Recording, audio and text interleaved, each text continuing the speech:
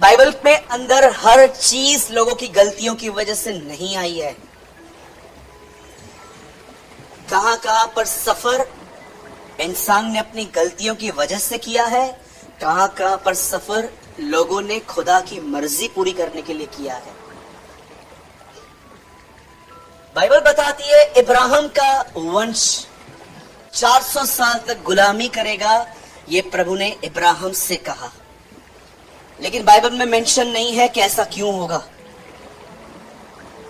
ये परमेश्वर ने ठाना, और जब परमेश्वर ने ये बात ठानी तो याद रखिए परमेश्वर कोई भी काम ऐसे ही नहीं करता, कुछ प्लानिंग है। और आप याद रखिए कुछ चीजें नहीं समझ में आती, शांत हो जाओ अगर नहीं समझ में आती। आप जब चाय पीते हो कप में, तो उस कप को देख के हमेशा, आज के बाद जब आप उसे पकड़ते हो ना, चाय का कप, एक कप को देख के हमेशा ये बात याद रखना, मेरी बुद्धि इतनी ही है और वो समुंदर है। समुंदर कप में नहीं आ सकता। कुछ चीजें नहीं समझ में आती, लीव इट, प्रेयर करो। जरूरी नहीं है कि परमेश्वर आपको सारी चीजें समझाए।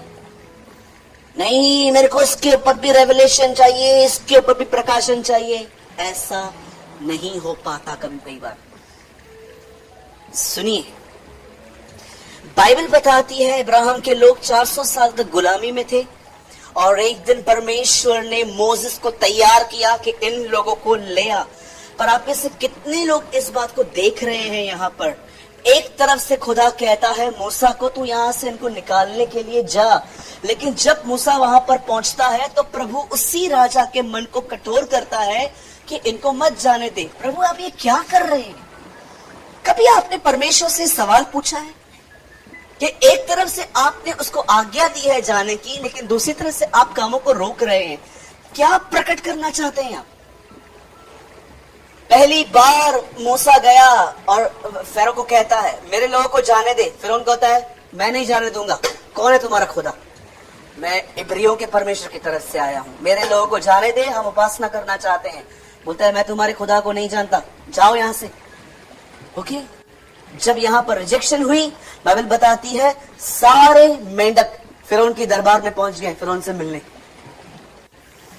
अब जानते हो ऐसा लिखा गया है कि सारे मेंढक, क्या कहते हैं इंग्लिश में, फ्रॉक्स, यहां से निकल के उसके पास पहुंच गए। आप सोचो पूरे उल्लासनगर के मेंढक आपके घर पे पहुंच जाए तो पा पा पा पा जैसे आवाज करते हैं वो। अब बोलो कि ये क्या है, इनको पता कैसे मिला? लेकिन सब पहुंच गए। सेकंड टाइम मूसा गया, मेरे लोगों को जाने दे। इस बार वो थोड़ा पिघला, उससे बोला एक काम करो, औरतों को ले जाओ। मुझे पता है थोड़ा इनमें स्ट्रेंथ कम होती है, ये इतना गोशन, उन दिनों में एक नगर बन रहा था गोशन, उन्होंने कहा इट्स ओके, इनको ले जाओ, भले ये इतना काम नहीं करेंगे, इनको ले जाओ। मूसा ने बोला नहीं, हम सबको ले जाएंगे। फिर भी इसने कहा नहीं, मैं नहीं जाने दूंगा। ओके, इस बार जब ये निकल गया, बाइबल बताती है उनके घरों में जो पानी पड़ा था वो ब्लड में कन्वर्ट हो, लिखा है नील नदी ब्लड हो गई, हर जगह ब्लड हो गया। ओके, तीसरी बार फिर से मूसा गया, मेरे लोगों को जाने दे। वो कहता है एक काम करो, औरतों को बच्चों को ले जाओ। नहीं, हम सबको ले जाएंगे। नहीं, हम नहीं जाने देंगे। फिर से चला गया। इस बार जानते हैं क्या हुआ? मिस्र में सूरज निकलना बंद हो गया। फिर चौथी बार, पांचवी बार, छठी बार, फिरौन की हर नाव उस पर विपत्ति ले आई। ये बाइबल बता दी। और जानते हो अंत में क्या हुआ? परमेश्वर ने जब पूरा काम कर दिया, उसे दिखा दिया कि मैं कौन हूं, अंत में क्या हुआ? फिरौन ने कहा, जब उनके घर के बच्चे मरने लगे, पहलोठे मरने लगे, तब उन्होंने कहा अब एक काम करो, अब एक सेकंड यहां नहीं ठहरो, सब निकलो यहां से। और बाइबल बताती है ये निकल आए। मैं एक बात कहना, समझाना चाहता हूं आपको, यहां पर सुनिए। अब जानते हो परमेश्वर ने उन्हें विपत्तियों में क्यों डाला?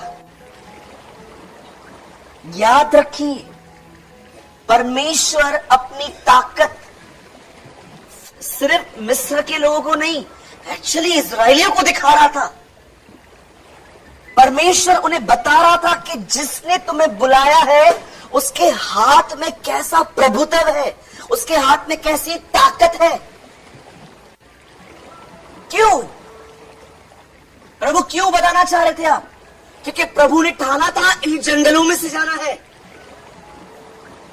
प्रभु जानता था कि इन्हें जिस जगह से जाना है वहां पर तेज विष वाले सांप हैं, वहां पर खाना नहीं है, वहां पर पीना नहीं है, वहां पर आरामदायक पलंग नहीं है, वहां पर डिफिकल्टीज हैं। और परमेश्वर यह भी जानता था कि ये लोग जब उस देश में पहुंचेंगे वहां पर भी इनके लिए काम आसान नहीं होगा। वहां पर ऑलरेडी खाली जगह नहीं थी कि जाके बस अपना सामान रख के बैठना है, वहां पर ऑलरेडी किसको बिठाया गया था, उनको निकालना था। परमेश्वर कितना वाइज है कि कई बार आपके प्रेजेंट को आपको इतना स्ट्रांग बना देता है कि फ्यूचर में लोहे की तरह खड़े रह सको। It is our God. परमेश्वर ने उन्हें विपत्तियां डाली इन्हें दिखाने के लिए। क्या कहती है बाइबल? और मैं फिरौन के मन को कठोर कर दूंगा और उसके द्वारा मेरी महिमा होगी। कौन महिमा करेगा? मिस्री, इजराइली। वो कहेगी अरे बाप रे। आपको पता है एक विपत्ति कैसे आई थी? आप हैरान हो जाओगे, आपका दिमाग काम नहीं करेगा, ऐसा भी हो सकता है।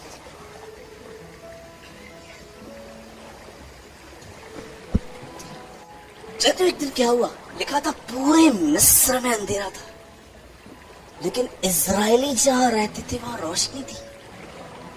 प्रभु ये कैसे हो सकता है? आप बिलीव कर सकते हो? परमेश्वर ने सूरज को कहा था चीतर चीतर मेरे लोग हैं, खाली उन्हीं पे रुक। इवन बाइबल बताती है एक टाइम पे तो यहोशू ने आगे चल के लिखा है कि सूरज शाम के बाद भी खड़ा था।